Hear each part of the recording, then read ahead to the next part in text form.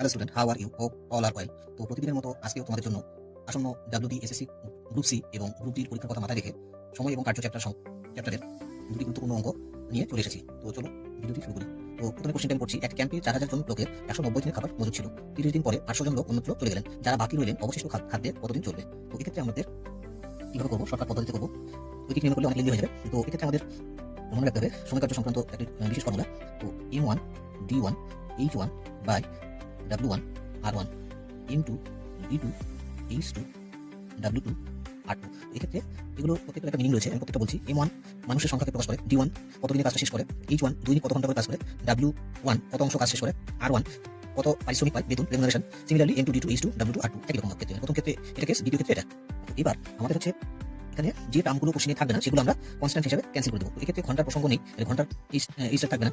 আর এক্ষেত্রে কাজের পরিমাণ, এক্ষেত্রে কাজের অংশ বলা নেই, তাহলে এটাও থাকবে না। এক্ষেত্রে বেতনের কোনো প্রসঙ্গ নেই, তাহলে এটাও থাকবে না। তাহলে থাকবে শুধু M1 D1 M2 D2। এক্ষেত্রে প্রথমে 4000 জন লোক ছিল, 4000 জন লোক হচ্ছে 190 দিনের খাবার ছিল। 30 দিন অলরেডি তারা খাদ্য খেয়েছে। তাহলে 4000 জন লোক 30 দিন খাদ্য খেয়েছে, তাহলে 190 দিন ছিল মোট। তাহলে 30 দিন যদি খেয়ে নেয় তাহলে কত দিনের খাবার থাকবে? থাকবে 160 দিনের খাবার থাকবে।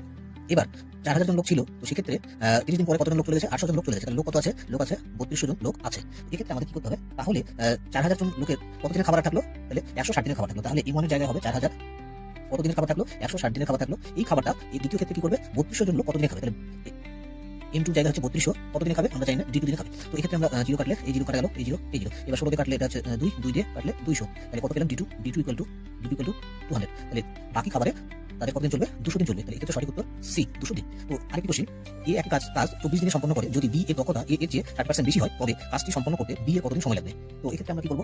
এক্ষেত্রে আমরা বি এর দক্ষতা এর চেয়ে 60% বেশি। তো এক্ষেত্রে এ যদি 100 কাজ করে, এ যদি 100 একক কাজ করে, তাহলে বি কত একক কাজ করবে? বি কাজ করবে হচ্ছে 60 বেশি, তাহলে 160 করবে। তো এক্ষেত্রে কাজের অনুপাত কত হবে? A W B W. তাহলে 100:100:160। তাহলে 0 কাটা গেল, এটা সরল করলে কত হবে? 5:8। তাহলে কাজের অনুপাত এটা হলো। তাহলে সময়ের অনুপাত বা দক্ষতার অনুপাত কি হবে? দক্ষতার অনুপাত এ ই এফিসিয়েন্সি বি ই এর ব্যস্ত অনুপাত হয়ে যায় সবসময়। তাহলে 8:5। তাহলে এক্ষেত্রে কোশ্চেনে বলা আছে এ কত দিনে কাজ করে, আর এখানে আমরা সময়ের অনুপাত কত পেলাম? 8 দিন। তাহলে 8 ইউনিট মানে কত? 24 দিন। তাহলে 1 ইউনিট মানে কত হবে? 1 ইউনিট মানে 24/8। এটা কাটাকাটি করলে 3 দিন। তাহলে আমাদের হচ্ছে বি এর কত সময় লাগবে? 5 ইউনিট সময় লাগবে। তাহলে 5 ইউনিটের মান কত হবে? 5 × 3 15 দিন। তাহলে বি কাজটি কত দিনে শেষ করবে? বি কাজটি 15 দিনে শেষ করবে। তো ভিডিওটি সম্পূর্ণ দেখার জন্য অসংখ্য ধন্যবাদ। ভিডিওটি তোমাদের উপকারে আসলে লাইক করবে, শেয়ার করবে এবং আমার চ্যানেলটি সাবস্ক্রাইব করবে। এরকম প্রতিদিন বিভিন্ন সরকারি পরীক্ষায় যে অঙ্কগুলো আসে অতি সহজে ট্রিকের মাধ্যমে কিভাবে সহজে করা যায় তা শেখার জন্য। ধন্যবাদ।